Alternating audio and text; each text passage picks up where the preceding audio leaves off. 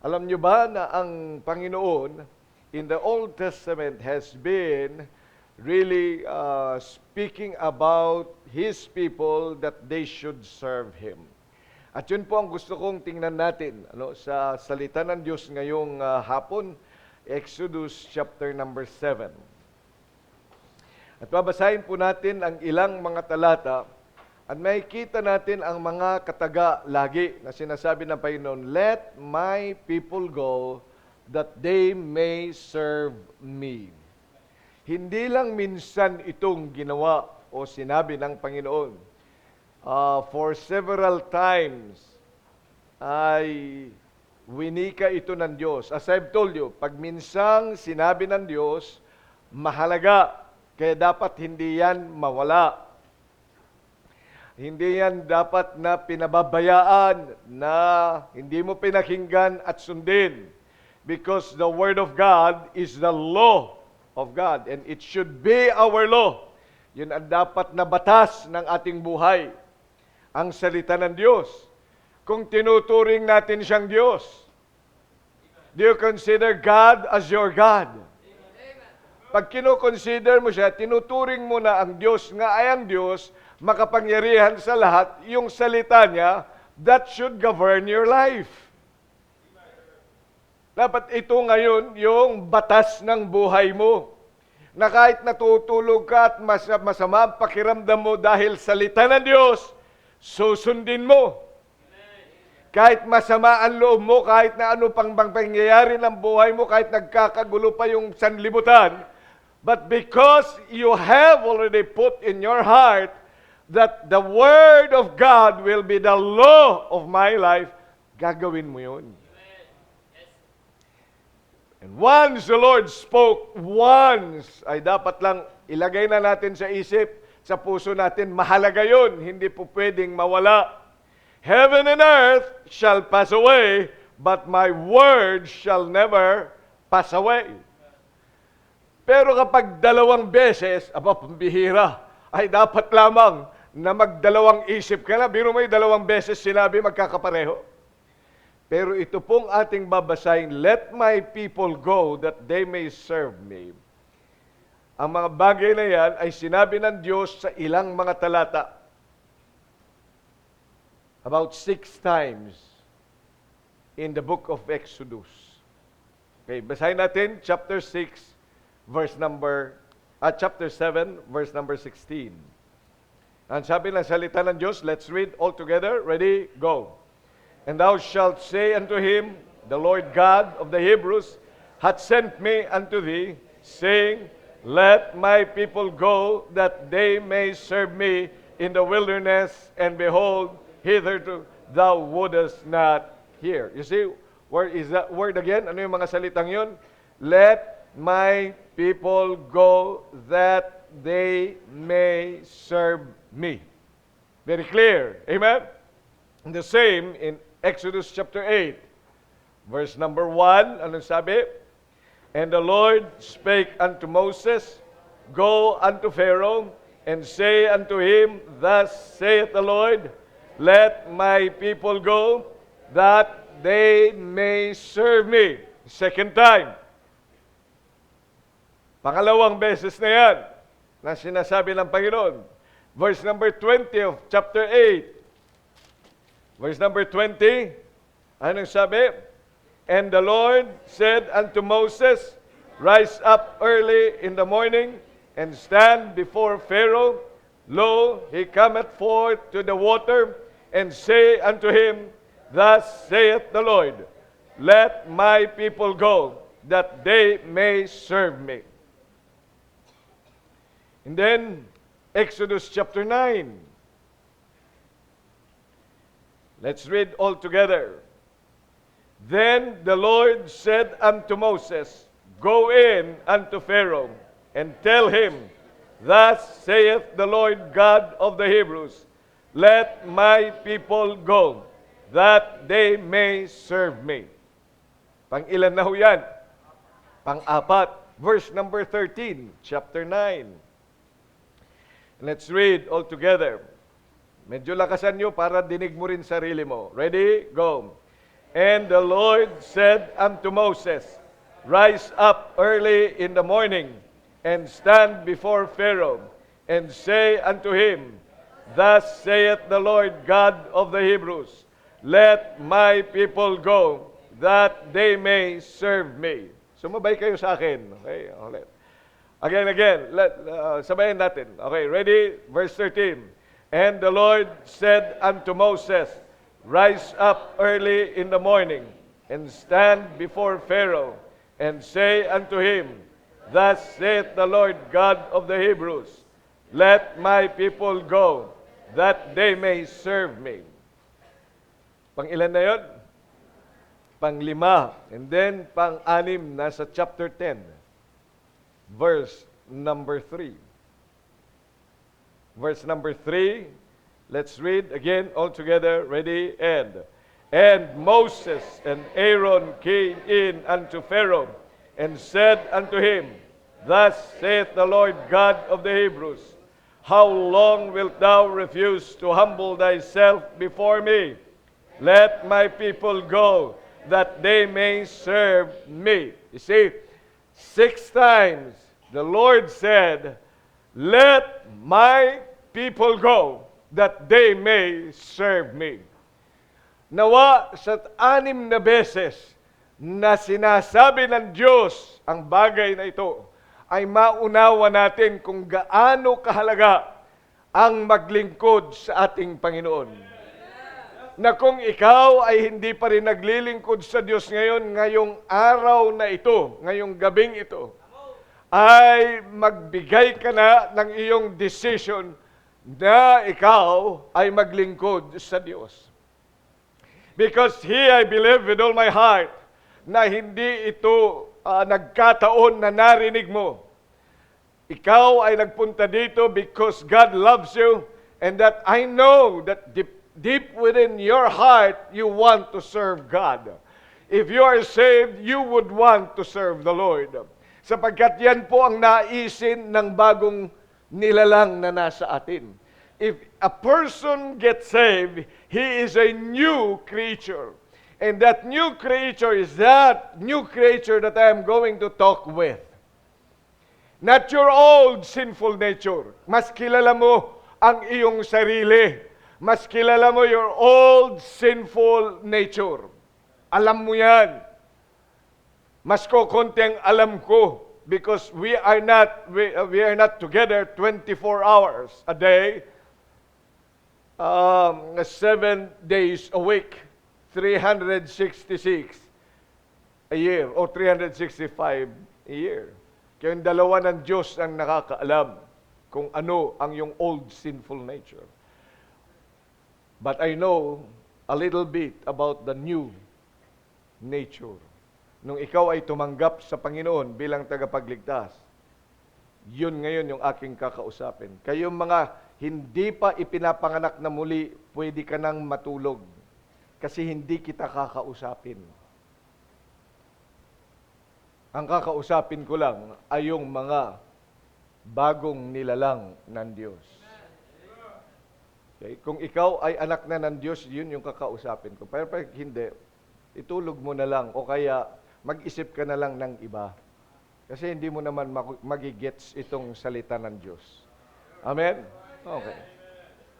Tapos gisingin na lang ikaw na mamaya para sa offering. Okay. Amen? Ayos ha? O nagkakaintindihan tayo ha? Okay, tayo muna yung manalangin. Dakilang Diyos, maraming salamat po sa pagkakataong ito. Pagpalain mo ang aming pag-aaral ng inyong salita. Sa pangalan ng Panginoong Hesus. Amen. Okay, please take your seats. Let my people go that they may serve me. Ano pag ikaw ay Bible reader that would want really to understand yung pulso ng Diyos. Now, makinig ka maigi. Ang salita ng Diyos ay it's not just mere words written in the pages of your Bible. They are alive. Yan po ay buhay. In fact, that what made us alive. noong ikaw ay naligtas, nabasa mo ang salita ng Diyos, kaya ka naging anak ng Diyos.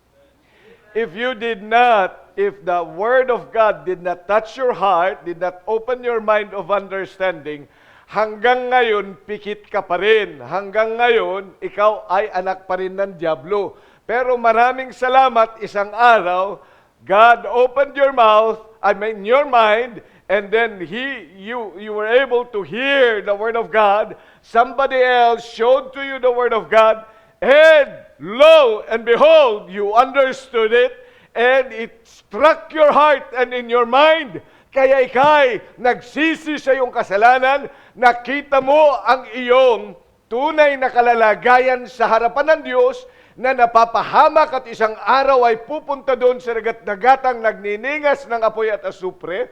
The word hell became so real to you na naramdaman mo yung init doon, na nakita mo the flames of fire, and then you were able also to see the goodness and the splendor of heaven. The word heaven was not just like heaven as a word in it itself, but it became so real with you that you would want to go there, that you are a sinner. Now nakita mo ngayon sa pamamagitan ng salita ng Diyos, yung kanyang ginawa na tanging paraan lamang para ikaw ay makapunta ng sangkalangitan. And right then and there, kay nagsisi sa iyong kasalanan, lumuhod ka at tinanggap mo ang Panginoong Kristo. Kaya nga at the moment of your salvation, do you still remember that? You were happy and you were glad? Oh, I still remember that. April 13, 1985. Di ko talaga makalimutan yun. Dahil yan ang problema ko noon pa. Because I was working for my salvation, working my way to heaven. Pero talaga yung mga totoong mga Baptist, tatanungin ka, sa lahat ng mga ginagawa mo, pupunta ka na ba yan sa langit? Kaya lahat ay tinanong ko rin. Ang pari, tinanong ko, kasama ko doon sa habang siya nagmimisa, ay nandun din ako. Meron na nga kaming Wednesday, andun din ako. May Saturday pa kami. Sabi nila, pag ikaw ay nag-attend na ng Wednesday, okay na yun. Carry na yung Saturday, tsaka Linggo. Di ba, yun yung ugali. Pero sabi ko, hindi, that is not enough. Munda ako ng Sabado. Yung mga sumisimba ng Sabado, hindi na nasimba ng Linggo. Pero ako, hindi, sisimba pa rin ako. Pero pare-pareho nga lang naman yung sinasabi. Pare-pareho lang yung binabasa. Pare-pareho lang naman yung ginagawa.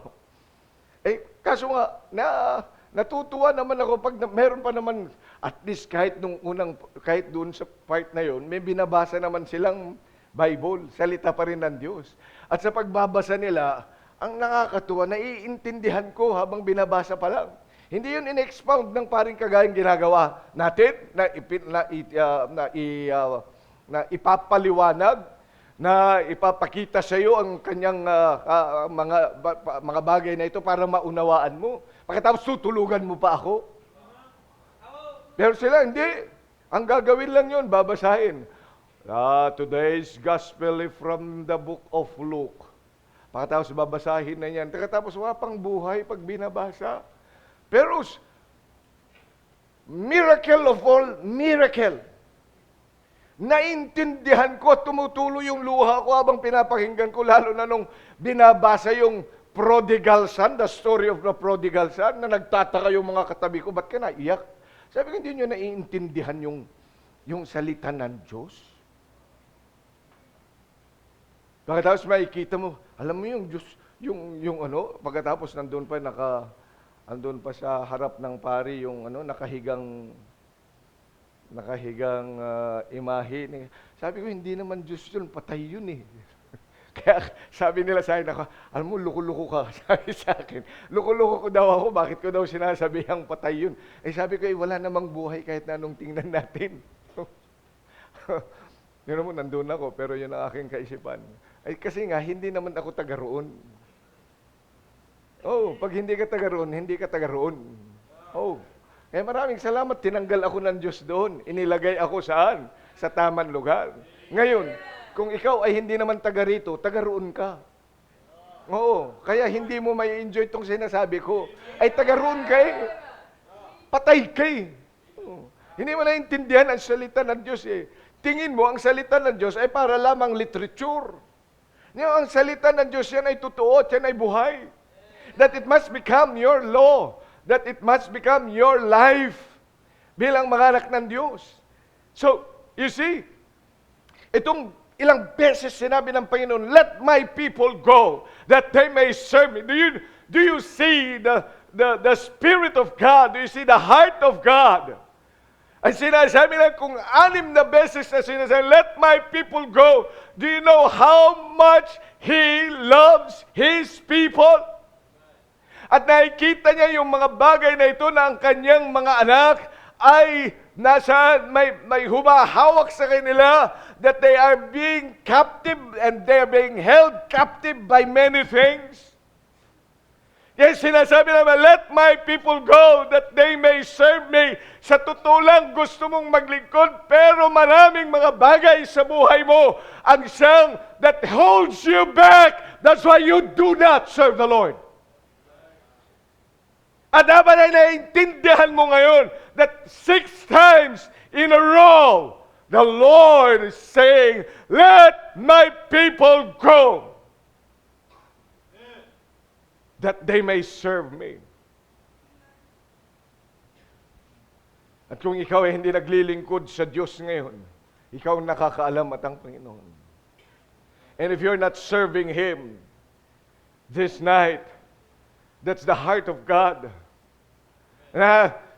Many times sinasabi niya na meron talagang pumipigil sa iyo, at ang pumipigil na yan ay bagay na naintindihan mo at alamin mo para yan ay tanggalin mo sa iyong buhay. Sapagkat ikaw ay pinalaya na ng ating Panginoon. If you are saved tonight, then God must have set you at liberty. Tingnan niyo, mga kapatid. Anong sabi ng Galatians? Chapter number 5.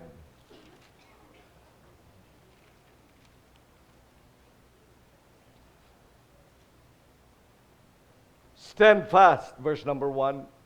Therefore, in the liberty wherewith Christ hath made us free. Look at the Word of God. Stand fast, therefore, in the liberty wherewith Christ hath made us free, and be not entangled again with the yoke of what? Bondage.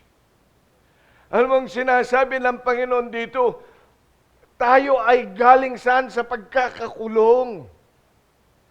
Ikaw at ako, kung ikaw ay talagang ligtas ngayon, may pinanggalingan ka.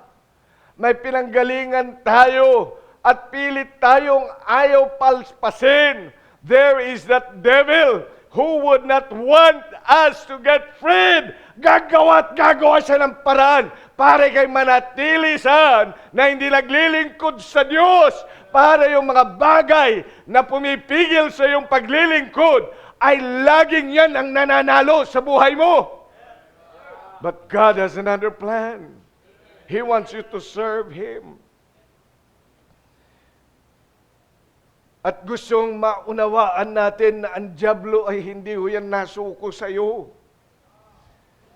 Kung anak ka ng Diyos ngayon, are you saved?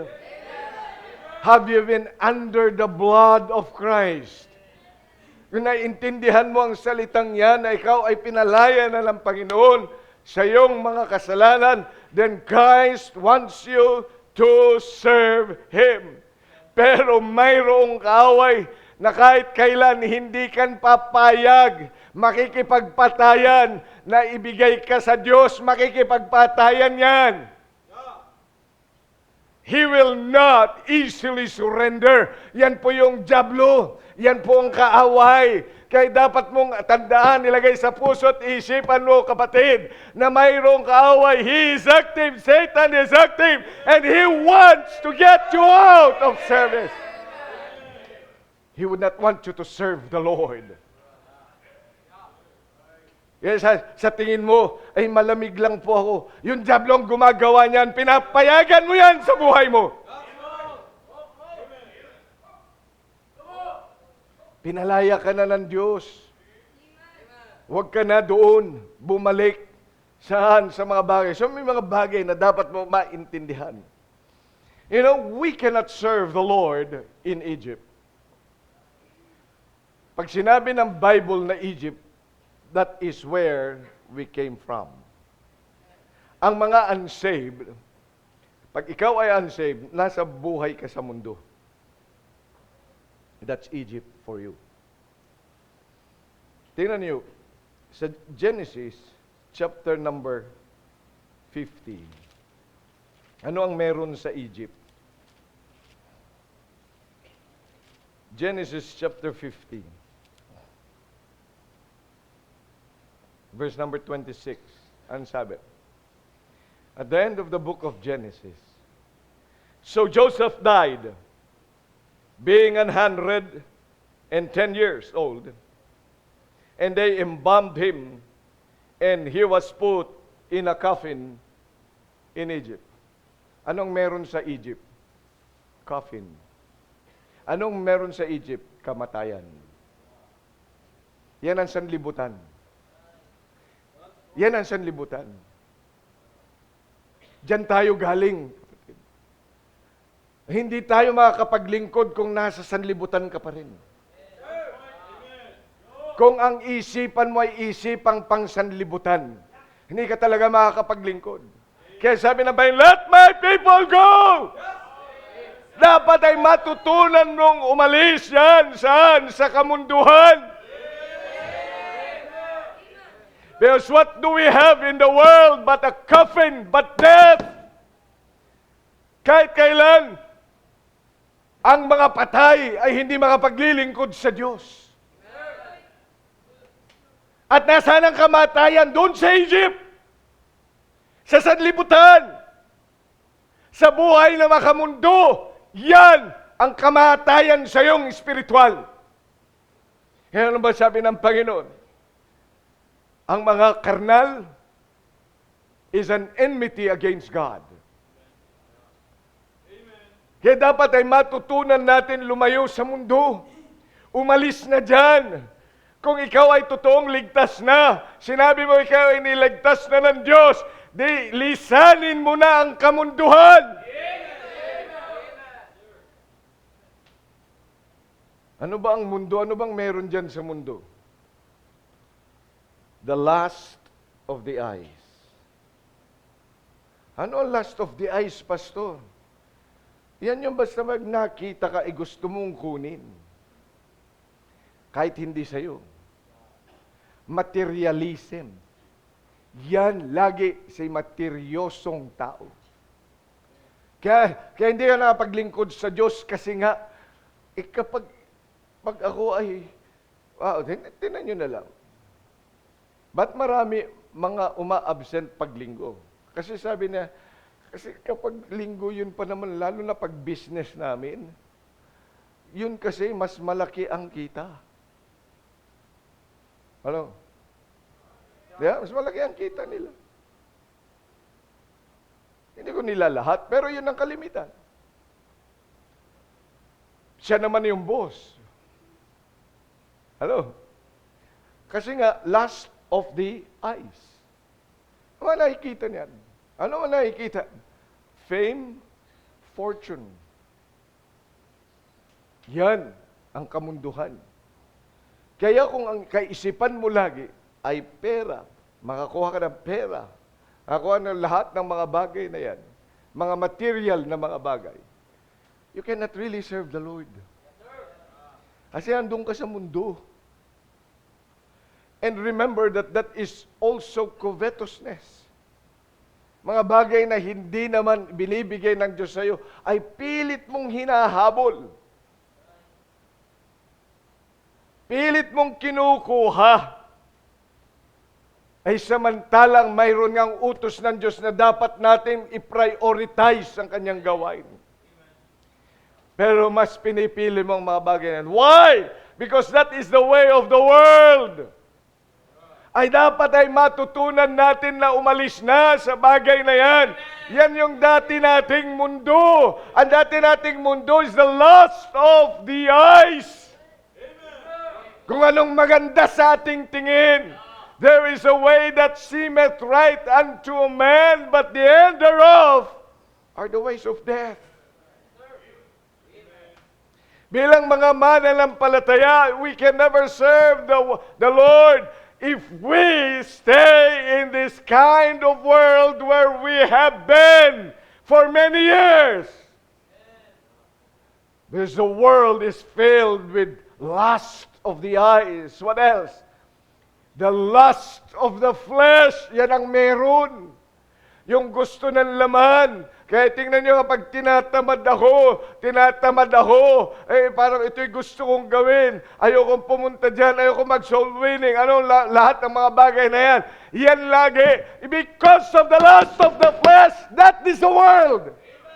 At matutunan mo, wag muna akong kumain para lamang sa Panginoon. So what? Kung magutom ako ng kahit konti. Lust of the flesh. Sensuality natin, yung ating mga bagay na gustong-gustong gawin sa ating buhay because it is sensual, it is pleasurable. Mas gusto natin yun. Alam mo, kahit nga sa paikinig ng salita ng Diyos, di ba? Marami ang mga biktima ng lust of the flesh. Lalo na nitong pandemic.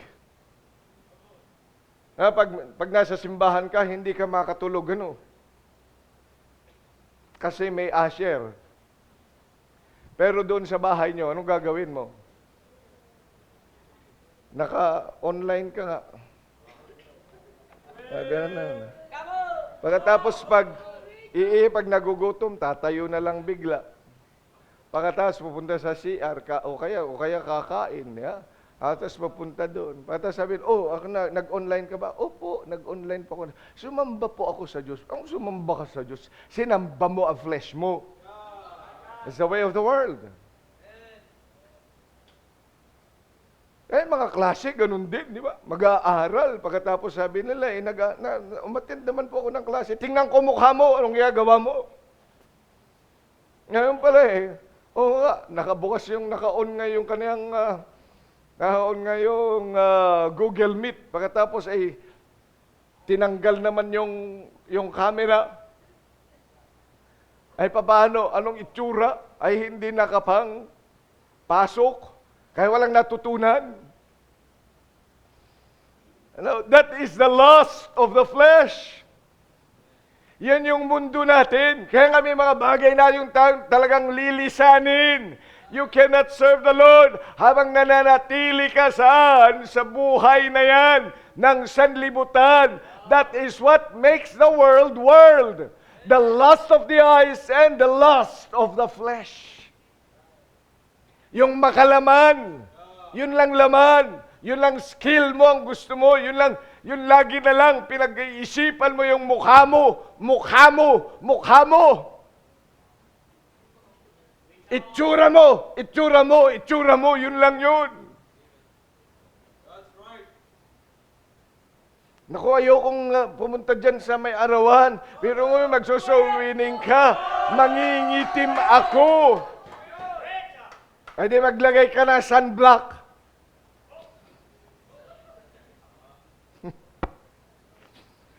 O kaya magpayong ka kasi. O lahat na lang ginagawa natin because of the lust of the flesh. Ba't hindi ka makapanalangin maigi?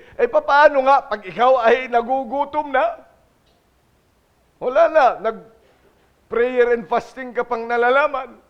Pero nakaamoy ka ng, sabi, nakalimutan ko, bukas na lang. Paano nga lust of the flesh? Yan ang gawi ng sanlibutan. Ang sabi ng Bayon, dapat yan ay iwanan na natin from that lust of the flesh and that lust of the eyes. Ano pang meron sa sanlibutan? The pride of life. What is that pride of life?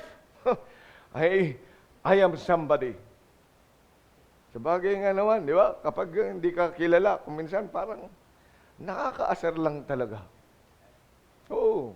Yan kasi ang mga tao eh. Alam kung bakit marami sa atin na nagsisikap kasi sasabihin natin, nakatapos lang ako nito, tingnan ko lang kayo. Oh, pride of life. Yan yung marami, yan sa sanlibutan. Alam mo kung yan ang buhay mo, kaya hindi ka nga makakapaglingkod sa Diyos. Umalis ka sa klase ng buhay na yan. Alsan mo. Your pride. Alam mo, galit na galit ang Diyos yan sa pride. Ano ba yung pride kasi? Ano ba yung pride? The pride of life. Ako. Pride. I. Pag ako yan, wala kayo sa akin niya. Wala. Ako. Basta pag ako ang tumira dyan, ayos yan. Quality.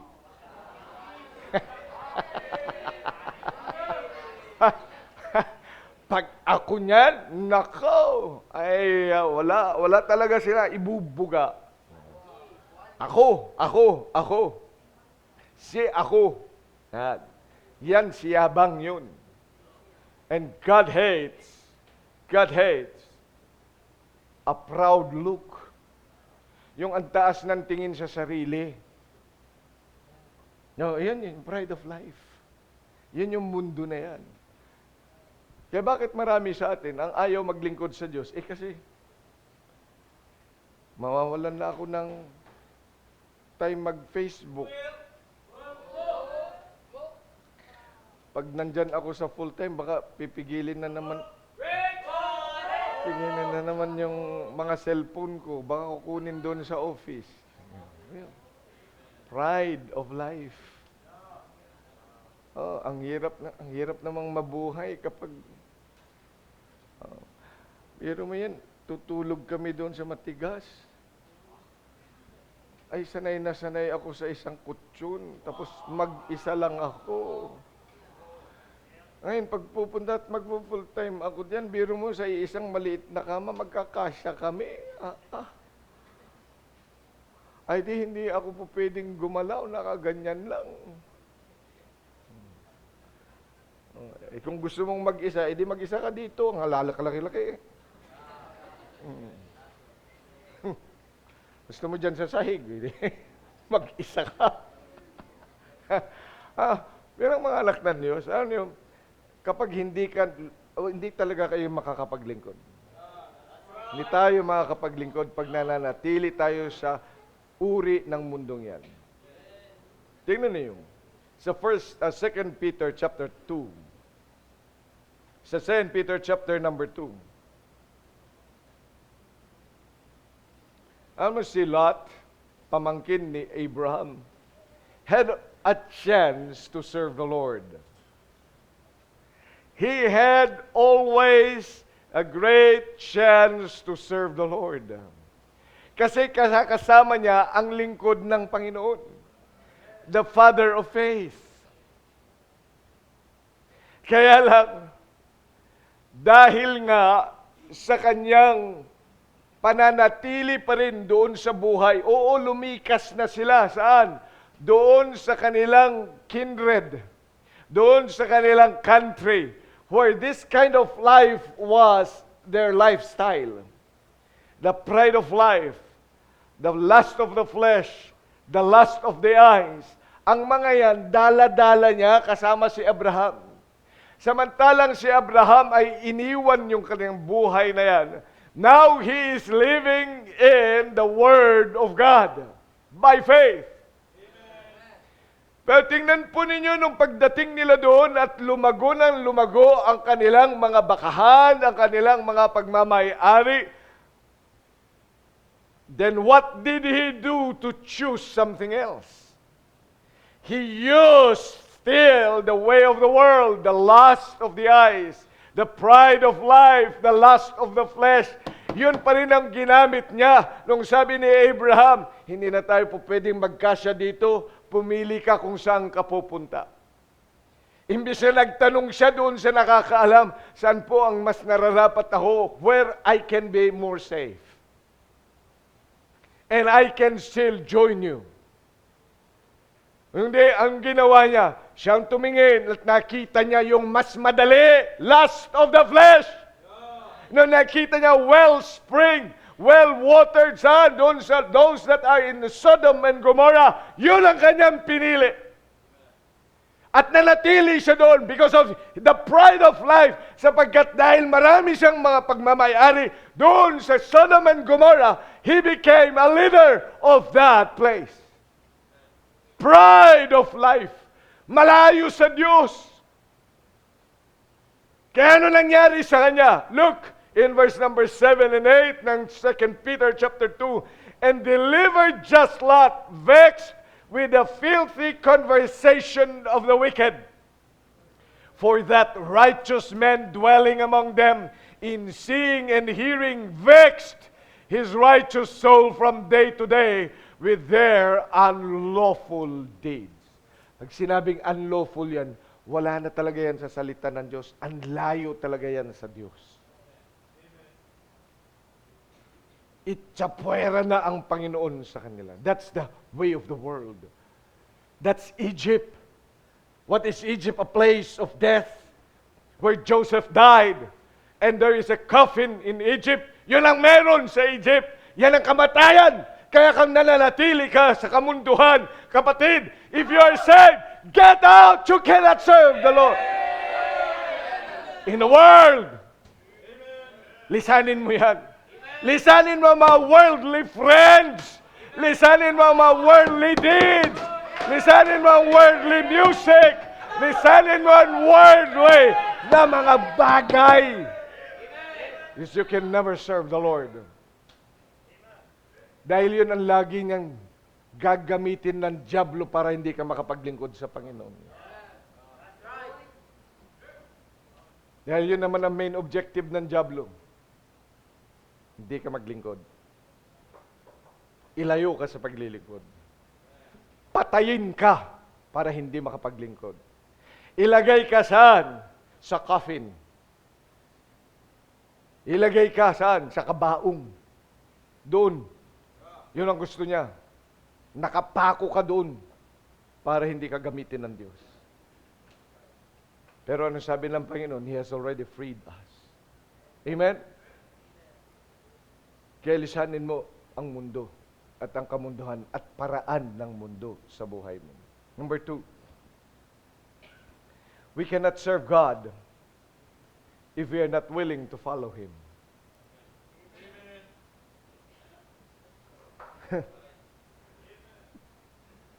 Alam mo, kung ang susundin mo sarili mo, yung gusto mo, yung pangarap mo, you can never serve the Lord. Because God has His own plan for your life. Kung dapat ay matutunan natin na sumunod talaga sa Panginoon and take the leadership of God. O alam ko naman magaling ka eh, matalino ka, marami ka ng pinag-aralan, marami kang experience. Pero dapat naman ay matutunan mo kung ikaw ay anak na ng Diyos na lead saan sa Panginoon. You must know and you must give and you must be willing to be led. Jesus Himself showed that He is supposed to be led by the Holy Spirit and He did that. He did not thought it robbery to be equal with God. Yet He made Himself of no reputation. Anong ibig sabihin nun? Nagpakababa siya.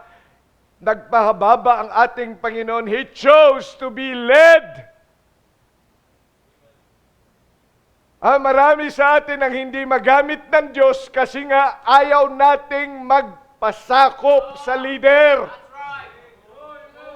Kasi tayo naman ay marunong na at matalino na. And I can do it my own. You know, alam mo kung bakit sila nakaalis diyan? That they were doon sa pagtiningnan po natin yung gawi doon sa paglikas nila, God was leading them on a daytime in a pillar of cloud. Sa gabi naman, pillar of fire. You know, God was always leading them. At sila ay sumusunod. Kaya sila nakalikas at nakarating sa promised land. Why? Because they have been willing to be led. Pero yung mga tao who thought that they were better than God, ano, dinala mo kami dito para patayin? Dahil wala na bang libingan doon sa Egypt? Lucy, tingnan nyo, nahihirapan namin. Lahat ng mga yun, who would refuse to be led, died in the wilderness.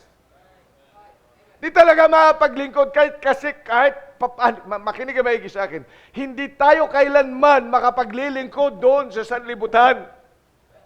At kung ikaw naman ay pilit nang umaalis doon, pero ayaw mo namang sumunod sa leadership ng Diyos, ay hindi ka talaga makapaglingkod pa rin sa Panginoon. Kahit ikaw ay pinaka-maabilidad sa lahat ng mga abilidad. Ikaw yung pinaka-talentadong Pinoy. God will never use you if you are not willing to be led. God has also set His authorities. Pero kapag ikaw, feeling mo, ikaw yung leader, ay hindi ka talaga makapaglingkod ng ayos sa Diyos. Hello? Kaya naglagay ng Panginoon ng mga leaders sa buhay mo. Na dapat matutunan mo, makinig sa kanila. Ano kayong mga bata? Kayong mga young people na may mga magulang kayong Kristiyano na totoong naglilingkod sa Diyos? Pagkatapos ang kanilang mga advice sa iyo, ay hindi mo nang pinakikinggan, there's something wrong with you. How can you serve the Lord? Pagkatapos sinasabi nyo na may pastor kayo, pagkatapos hindi yung sinusunod yung pastor mo, ay hindi ka talaga magagamit ng Diyos. Hello? Ay dapat may willingness ka na magpalid sa leader na ibinigay ng Panginoon sa atin. Because God set leaders in the church. Bakit? Ano sabi niya sa Ephesians? Look, Ephesians chapter number 4. Verse number 11, and He gave some apostles, and some prophets, and some evangelists, and some pastors, and teachers for what? The perfecting of the saints, for the work of the ministry, for the edifying of the body of Christ. You see, that is why we have pastors and teachers. Pero kung sa tingin mo, ikaw yung pastor ng buhay mo, at saka ikaw yung teacher ng buhay mo dahil matalino ka naman, dahil may Bible naman, nababasa mo naman ang Bible, dahil kita mo naman ang Bible, you can explain it the way you want. Aba, hindi ka talaga makakapaglingkod sa Diyos. Kasi hindi ka willing na magpasakop sa mga leaders na inilagay ng Panginoon. Ano, may mga tinatawag din tayong mga leaders na, ano ba tawag niyan? Delegated authorities. Ano kung sa tingin mo mas matalino ka doon sa delegated authority, dapat ikaw inilagay dyan. Tingnan mo kung bakit hindi ka mapaglingkod. Kasi yung delegated authority, minamata mo. Naka-delegate na nga yung authority, minamata mo eh. Tatandaan ko nga, mayroong isa eh. At sabi ba naman eh, hindi yun nagtagal. Sabi ba naman niya eh, isa lang pakikinggan ko dyan, si pastor lang. Sabi ko, handali muna. Kaya kung nga inilagay dyan, trinain ko nga yan para diyan eh. Ay di dapat sundin mo. Ayun, kaya wala na. Ay paano nga, hindi makakapaglingkod. Pero sayang, maabilidad. Ang daming alam. Maabilidad talaga. Pwede mag-leader din. Ay kaso nga, hindi willing na magpa-sakop. Ay, kahit na anong abilidad mo kasi, kapatid. Sino mga talentadong Pinoy dito? Di ba, marami kang mga alam sa buhay. Marami kang mga skills sa buhay mo. Matalino. Maraming abilities. Mapapakinabangan talaga. Pero kung hindi yan marunong sumunod sa mga leaders na itinalaga, ay wala, hindi makapaglingkod. You can never be used of the Lord. Kasi, dapat ganito eh. Wow, dapat ganito. Hallelujah, dapat ganito. Kailan. Pagkatapos, pag tinignan mo naman, kung kailan lang ito naligtas, kamakailan lang. Kailan lang ba yan naglilingkod diyan? Pagkatapos, dapat ganito. Pambihira. Bilang anak ng Diyos, matutunan natin to submit to the leadership of the Lord. Amen? Kasi pag nag-submit ka sa leadership na delegated na ng Diyos, ay di nagsasubmit ka sa Panginoon. Yung mga hindi makapag-submit sa delegated authority ng Diyos, hindi, huwag mong sabihin sa akin, sumusunod ka sa Diyos. Pero mo'y, ininilalagan ng Diyos, hindi mo masunod kasi sabi mo, Panginoon. Ito sinasabi mo, yung mga hindi makasunod sa delegated authority ng Diyos, sinasabi mo, Panginoon, mali yung choice mo. I think I have a better choice. Yan ang sinasabi mo sa Diyos. Kaya kailangan matutunan natin para makapaglingkod. Let my people go. And why the Lord wants us to serve Him, but we ought to get out from the shackles that, bind us. Ano yun? Yung ating kayabangan that we would not want to be led. Kailangan matutunan mo na magpasakop sa leadership ng Diyos sa buhay mo. Amen? Kaya nga andyan ang mga leaders, andyan ang pastor, para ikaw ay dapat lamang matuto na sumunod. Amen? Kaya bilang mga mananampalataya, I'm not saying this because I'm the pastor. But I had been a member of this church.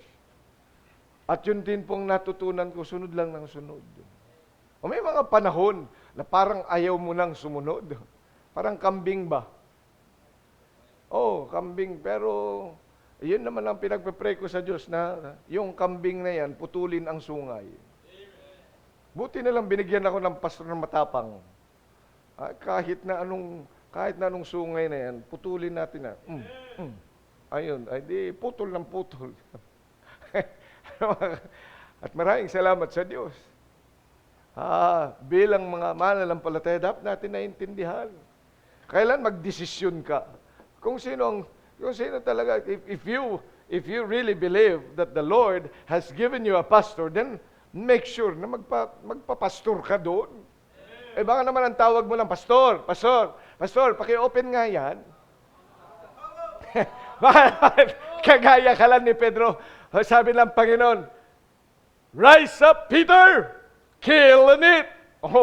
Anong sabi naman ni Pedro? Kasi nga, ako ay natutunan ko na dapat hindi kumain ng masama, hindi kumain ng madumi, hindi kumain ng unclean at saka common. Sabi, not so, Lord. Not so, Lord. Yun.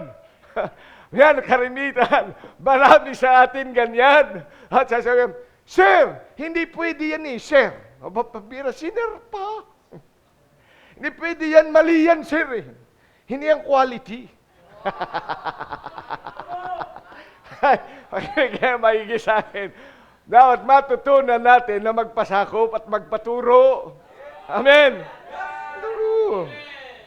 Because God wants us really to serve Him. Let my people go. You cannot go out and serve the Lord kung dala-dala mo pa rin yung katigasan ng ulo mo. Yung feeling mo You are the captain of your own soul. Wala kang pakikinggan. Alam mo, may inilagay ng mga tao ang Diyos diyan. You just have to decide whether to follow or not.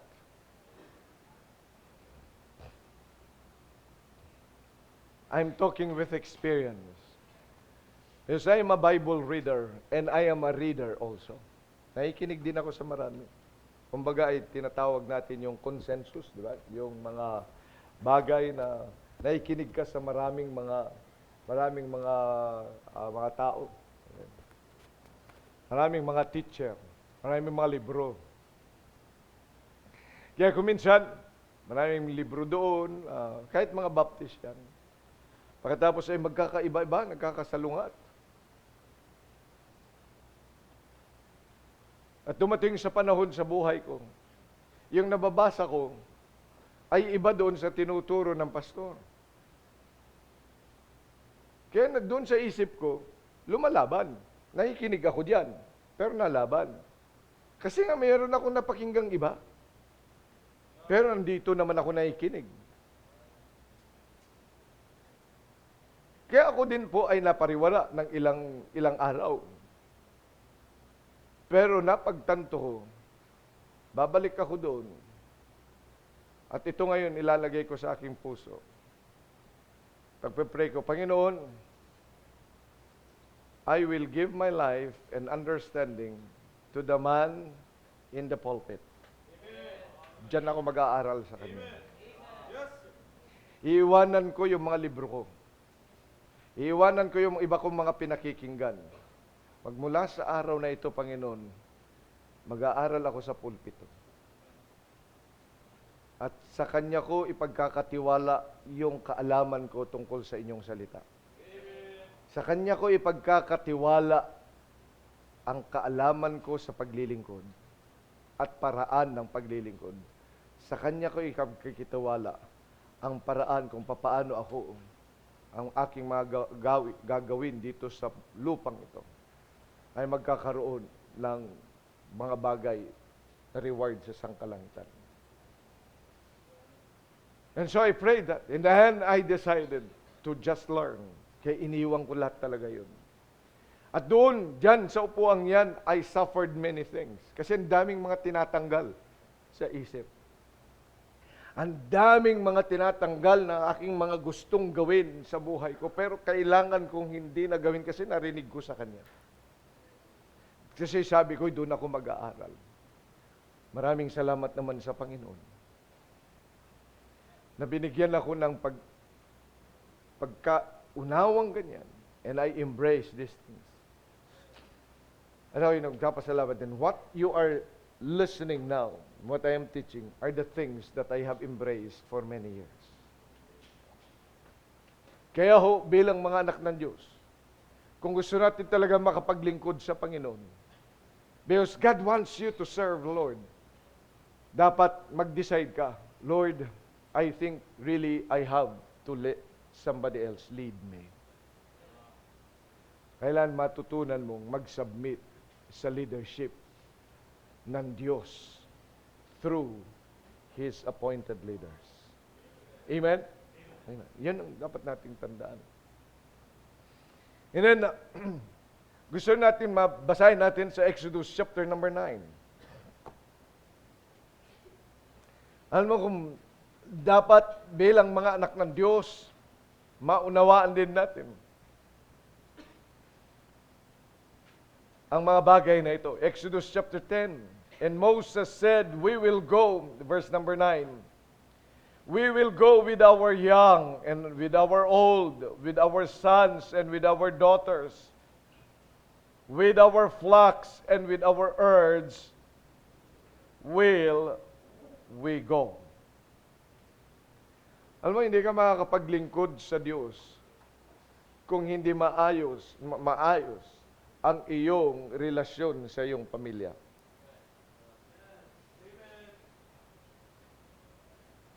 Hello? Nais ng Diyos. You know, God loves the family. Kaya nga ho, magandang, bilang mga anak ng Diyos, mga ama ng tahanan, ina ng tahanan, ay dapat lang talagang bilang mga mananampalataya ay gawin natin ang lahat ng mga bagay na yan. Kasi nga ho, na ang atin pong household ay maglingkod din sa Diyos.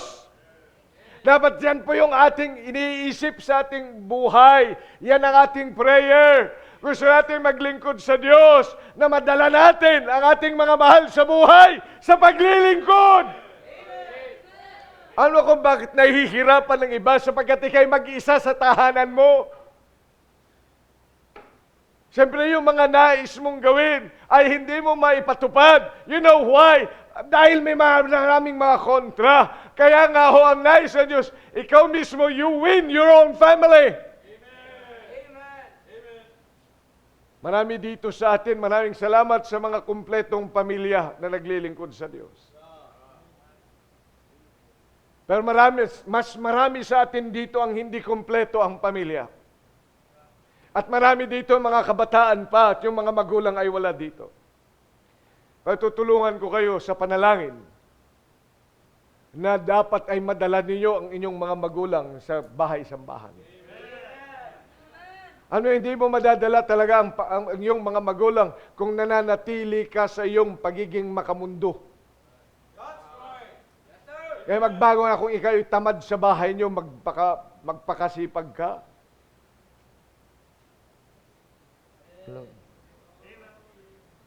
Ano yung pagdating mo? Mag-ano ka muna diyan. Pagod ako, nag-practice kami ng choir. Ayun. Anong mangyayari sa iyong mga magulang? Yan bang itinuturo doon sa simbahan ninyo? Ang tagal-tagal nyo doon. Pagkatapos ay katamaran lang pala yan.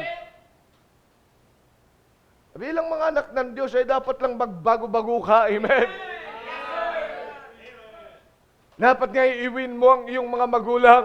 Ikaw na ama ng tahanan ay iwin mo ang iyong misis, iwin mo ang iyong mga anak. Ay dapat magbago ka. Ay mahirap maglingkod nang hindi mo kasama ang iyong mga mahal sa buhay. Ay kinakailan iluhod mo sa Diyos.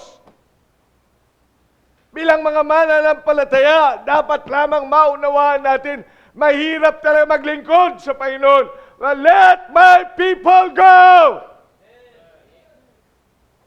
That they may serve me. Dahil yan po yung naisin ng Panginoon na madala natin saan? Sa paglilingkod ng ating pamilya. Dahil gusto yan makita, natutuwa ang Diyos ng buong pamilya ay nandoon sa kanyang bahay-sambahan at naglilingkod. O tantahimik. Bilang mga mananampalataya, yun ay sama-sama natin na dapat lamang na ipinapanalangin sa Panginoon. Kaya kung kayo, mag-aasawa kayo, siguro magkapamilya na lang po ako para yun na lang ang aking problemahin. Ay di maigi, di mag-asawa ka. Kot, ayos na. At tumiwalay kayo doon sa at magtayo ka ng sarili mong pamilya. Ano, ang hilito?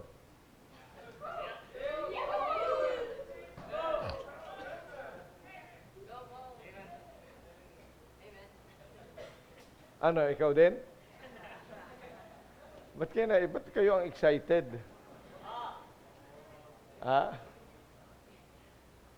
Bilang mga anak ng Diyos, nabigyan mo na, kailan mo huling ipinanalangin ang inyong mga magulang? Kailan? Kailan mo huling ipinanalangin? Last year po, Pastor. Pambihira ka. Bakit last year? Kailan mo huling minasahi ang iyong mga magulang? Binigyan man lang ng kape. Sabi, ang bait naman ng anak ko ngayon Yun bang itinuturo ni Pastor doon? Makapunta nga. Yun ang gandang bagay. Pero mo, pagdating doon, yung mga damit mo, sabi na, mga damit meron pang ibang nagpipick up para sa'yo. Ayusin mo sa buhay mo. Ang paglilingkod sa Diyos ay dapat isinasama talaga ang pamilya. And hindi ka mag-isa dapat na naglilingkod sa Diyos kasi gusto ng Panginoon, ang nais niya ay buong pamilya. Ulitin ko yan. Ang nais ng Diyos, buong pamilya. Kaya gawan natin ang paraan. Amen. May pag-pray natin sa Panginoon ang bagay na yan. Hindi ba masaya na kasama mo ang iyong pamilya sa paglilingkod sa Diyos? So, we ought indeed to make sure that we serve the Lord with the family. And then, we cannot serve the Lord kung tayo po ay nakatanikala pa rin sa ating mga possessions. Tingnan niyo yan. Nakakita natin, nabasa natin, verse number 9. Verse number 9 ng Exodus 10. And Moses said, we will go with your young, with our young and with our old, with our sons and with our daughters and with our flocks and with the herds, will we go. And with our herds will we go. With our flocks, with our herds. Yung mga alaga natin, yung possession natin. Hindi makapaglilingkod kung ipinagdadamot mo yan sa Diyos.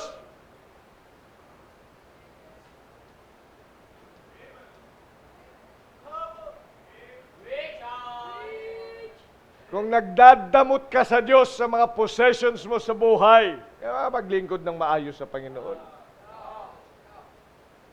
Alam niyo ba yung tinatawag na prenuptial agreement? Okay, yung mga mag-aasawa na, alamin niyo yan ha? Ano yung prenuptial? Pau, pwede na ba? Hindi pa. Hindi pa daw eh. Prenuptial. Sinong tuturuan ko ng prenuptial? Ikaw? Walang pera. Ayun, prenuptial. Di ba?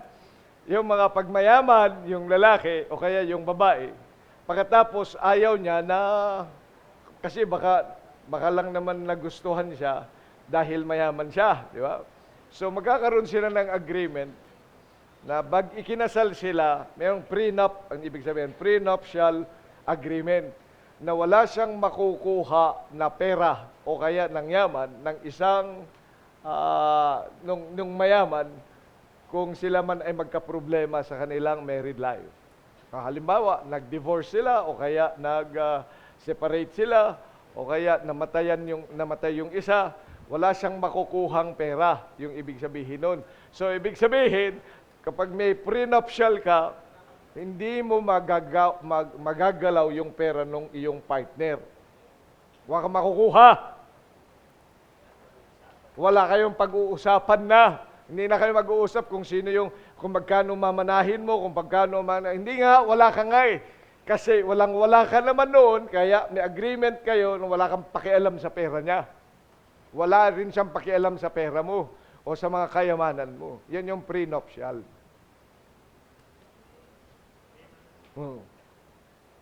Marami Kristiyano, nung maligtas, prenuptial din. Panginoon, maglilingkod ako sa iyo, pero wag lang to. Wag lang yung pangarap ko sa buhay. Wag lang. Wag lang gagalawin yun, Panginoon. I think I cannot live without her. I cannot live without it. Wag mong gagalawin yung pera ko sa bangko. No tithes. No offering. Kung gusto ko lang magbigay, pag meron lang, ganun. Marami Kristiyano ganyan. Kaya tingnan mo ang iyong buhay paglilingkod. Kadamutan. Matutunan mong isang bagay na i-release yan para sa Panginoon. Amen? So, you see, when the Lord said, let my people go, anong pagiging materyoso natin? Naakala natin yung pera natin ay sa atin. Sa Diyos yun. Kasama yun sa paglilingkod. Kasama yan sa paglilingkod yung wallet. Kasama yan na mawawalan ka. Di ba? Sabi nga ni Apostle Paul, I will gladly spend and be spent for you, though I will love more abundantly, yes, yet I will be loved less.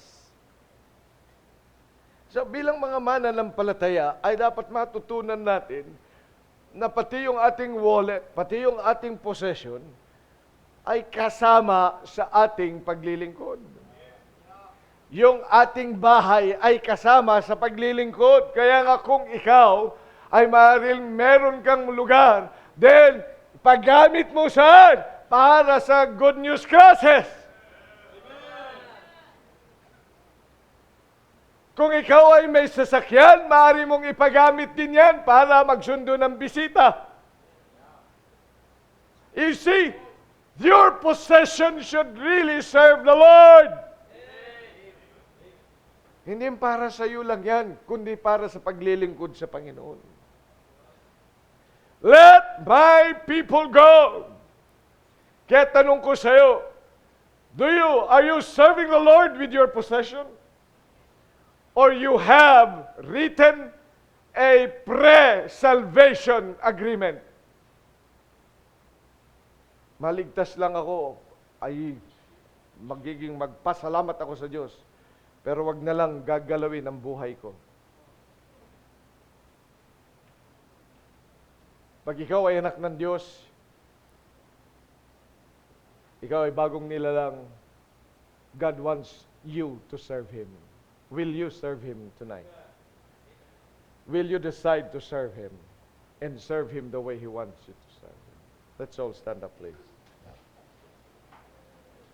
Muli, dakilang Diyos, maraming salamat po sa pagkakataon na ibinigay mo po sa amin para mapag-uralan ang inyong mga winika, let my people go that they may serve. Maraming mga bagay nga po, Panginoong Diyos, na maaaring pipigil sa amin para tuluyan nga kaming makapaglingkod ng ayon po sa inyong pamantayan. Help us then to serve you with all of our hearts. Ikaw po manguna maging sa invitation sa pangalan ng Panginoong Hesus. Amen. Habang tinutugtog ang awiting paanyaya,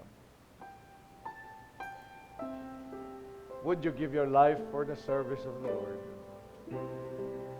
Kung kinakailan may i-give up ka, i-give up mo ang mga bagay sa sanlibutan. Why don't you do that tonight? Will you serve the Lord? Ba't hindi ka lumapit dito sa altar, may pag-usap sa Panginoon? Panginoon, now I know that you want me really to serve you. Help me serve you.